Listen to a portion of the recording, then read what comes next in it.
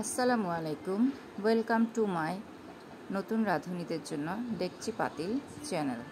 আজ আপনাদের কয়েকটি সহজ উপকরণ দিয়ে মজাদার চিচিঙ্গা ভাজি করে দেখাবো। এর জন্য প্রথমেই তেলে একটি পেঁয়াজ কুচি ও একটি টমেটো কুচি দিয়ে নাড়ব কিছুটা নরম হওয়া পর্যন্ত।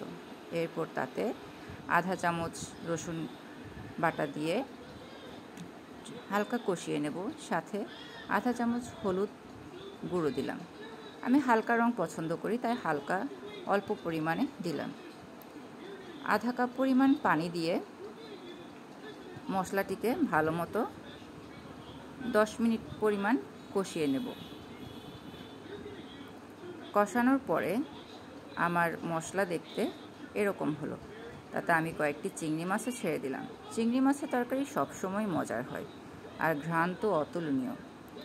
এরপর কষানো মশলাতে আমি আধা কেজি পরিমাণ চিচিঙ্গা কুচি ছেড়ে দিয়ে ভালো মতো নেড়ে আরও 10 মিনিট সময় ঢাকনা দিয়ে কষিয়ে নেব।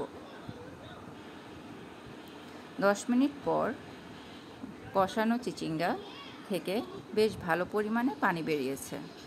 এখন আমি আরও 10 মিনিট পানিটিকে হাই ফ্লেমে রেখে তরকারির পানিটা শুকিয়ে নেব। দেখুন কি সুন্দর হালকা চমৎকার কালার হয়েছে।